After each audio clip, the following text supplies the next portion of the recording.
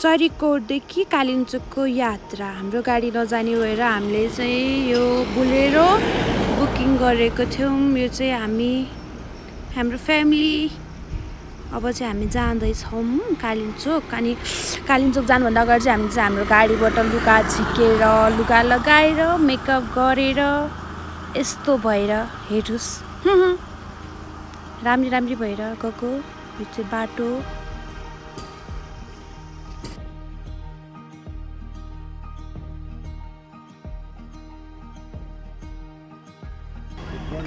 यहाँबाट चाहिँ यो बजार आयो। कुन बजार हो चाहिँ थाहा नै छैन, बिर्सेँ मैले बजारको नाम। यहाँबाट हामी जाँदैछौँ कालिम्पोङ।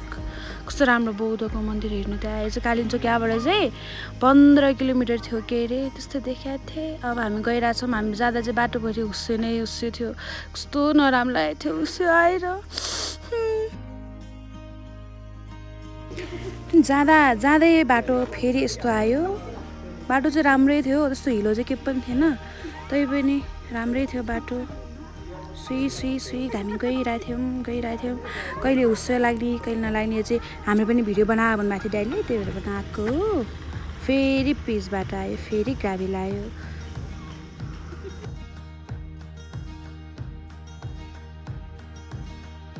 यो चाहिँ हुस्यो हटेको थियो अनि यो चाहिँ अब ढोका आइपुग्नु आँट्यो भनेर खिचेको, तर होइन रहेछ।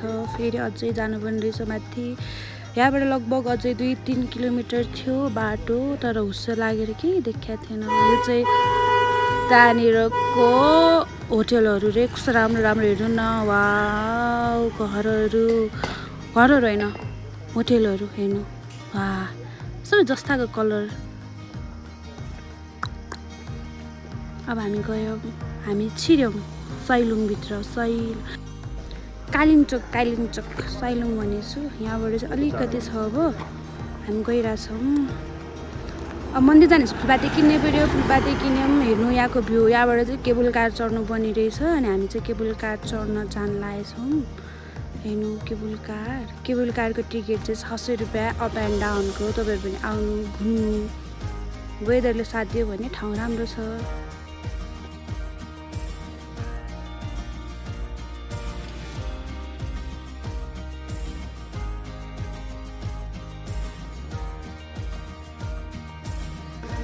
अब यो चाहिँ ओर्लिन ठाउँ चाहिँ यस्तो सानो थियो कि हेर्नु, यस्तो सानो थियो। त्यही पनि कस्तो राम्रोसँग म्यानेजमेन्ट गरेर त्यहाँनिर राम्रो बनाएर छ। हामीले त्यहाँबाट ओर्ल्यौँ। अब यहाँबाट चाहिँ कालिम्पोङ मन्दिरको लागि पैदल यात्रा सुरु हुन्छ।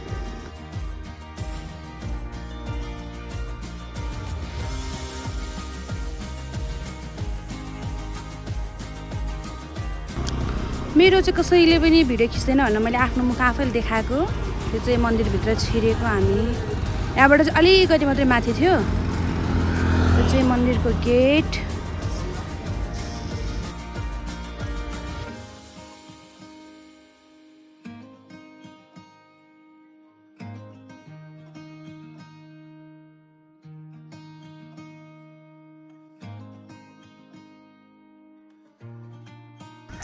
मन्दिर जाँदाखेरिको बाटो यस्तो छ। बाटोहरू पुरै हुस्यो, शीत लागेर बाटो यस्तो छ। भडिङ। यो चाहिँ बाबाले पनि बनाउनु भएको थियो। हेर्नु यहाँ बाबाले पनि बनाउनु भएको। यहाँ टुई ढुङ्गा जोडेर यस्तै त हो। अब बुढेसकालमा बच्चाहरूसँग घुमेपछि बच्चै हुन्छ नि त मान्छेले। सक्यो अब अर्को पनि थालिहाल्नु भयो। बुढाले गरेपछि बुढीले गर्नुभयो, खस्यो फेरि गर्नुभयो, सक्यो। ल यो चाहिँ भडिङ चढेको रे। थाक्नु भयो, अब अड्किनुहुन्छ। ल जा।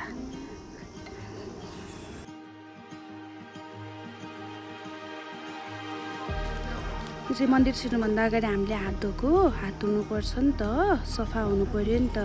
अरे चोखो उहाँ चाहिँ मेरो भाइ। चिसो पानीलाई चिसो छैन भन्दै गाली गर्नु भएको थियो। हामी मन्दिरभित्र छिर्यौँ। यो चाहिँ कालिम्पोङको मन्दिर। त्यो देखिरहनु भएको चाहिँ कालिम्पोङको मन्दिर। यहाँबाट चाहिँ सुरुवात भयो मन्दिरको। गणेश भगवानको मूर्ति थियो सुरु भई। भाइले चाहिँ गणेश भगवानको पूजा गर्नुपर्छ भनेको थियो। अनि त्यहीँनिर गणेश भगवानको पूजा गरेर हामी हिँड्यौँ टुई लागेर।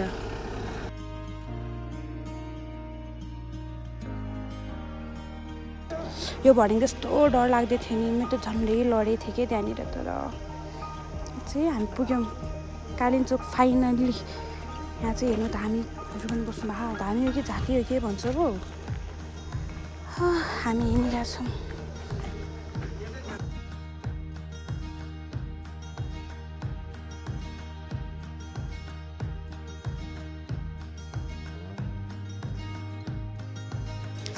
यो चाहिँ मन्दिर घुमिरहनु भएको छ ड्याडीले चाहिँ पछि आइज भन्नुभयो फेरि पछि आइज भन्नुहुँदो रहेछ अब म कसरी जाने मैले त भिडियो खिच्नु पऱ्यो फेरि यताबाट आउनुभयो हेर्नु एक राउन्ड हानेर ढोक्दै फेरि पूजा सुरु हुन्छ अनि यो चाहिँ टिकटक बनाउने भनेर भिडियो खिचेको हेर्नु होइन उहाँ चाहिँ आफ्नै सुरमा नाचिरहनु भएको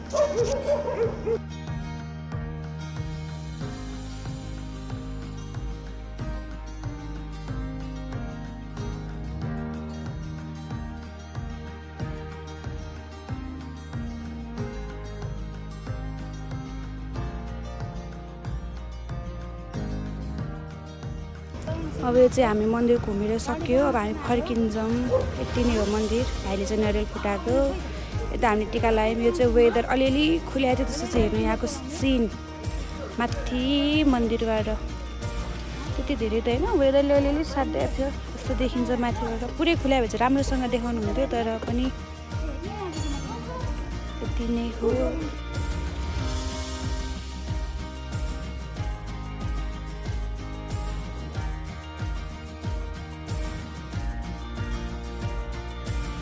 यो चाहिँ मन्दिरको भ्यू नै भयो होइन यस्तो राम्रो देखिन्छ हेर्नु सिङ्गे मन्दिर अहिले बादल नलाएर हुस्सो नलाएर यति क्लियर देखिएको छ होइन भने त अब त्यस्तै हो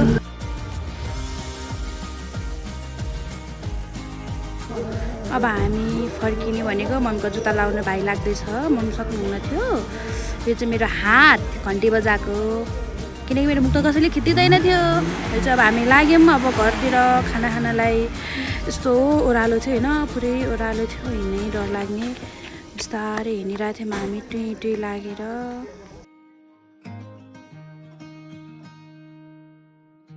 अनि यो चाहिँ फेरि मैले मेरो आफ्नो अनुहार पनि खिचेको कोही पनि हुन्न म चाहिँ हिँड्न गाह्रो भएर मैले चप्पल हातमा बोकेर हिँडेछु हिल जुत्ता लाएको थिएँ नि त अब थाहा थिएन यत्रो हिल जुत्ता लाएर हिँड्ने त बोक्नु पऱ्यो अनि उहाँ चाहिँ मम्मीलाई चाहिँ ओह्रालो देखेर डर लाग्यो अरे हो त अब अनि हिँड्नुभयो समाउँदै पछाडि चाहिँ ड्याडी यस्तो त छ अब हजुर पनि आउनुभयो भने अहिले राम्रोसँग आउनु होला त्यस्तो डर लाग्दो केही पनि छैन तैपनि हाइटदेखि डराउने मान्छेलाई चाहिँ अलिअलि गाह्रै पर्छ बिस्तारै आउने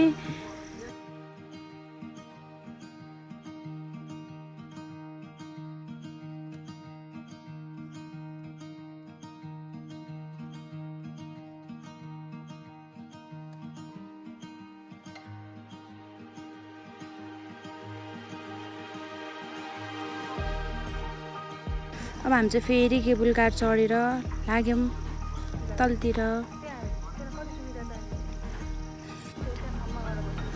यो चाहिँ मैले गीत गाएको देउरालीमा बतास चल्यो तर यो गीतको साउन्ड छैन यो चाहिँ चक्लेट ड्याडीलाई किनिदिनु भनेको चक्लेट अब चाहिँ हामी खाना खान जानु लाग्यौँ होइन यो चाहिँ खाना यस्तो मिठो थियो यहाँको खाना यस्तो मिठो थियो होइन कस्तो राम्रो के दाल आफै हाल्ने जति खाइ नै भयो अब हामी फर्किने बेलामा आउने बेलामा त वेदरले हेर्नै दिएको बाटो कस्तो र यो चाहिँ आउने बेलामा बाटो यस्तो थियो हरियाली अलिअलि देखिएको थियो राम्रो देखिएको थिएन अनि चाहिँ हामीलाई बाटो छेक्नको लागि बाख्राहरू बसेको अरे गाइज ल बाई बाई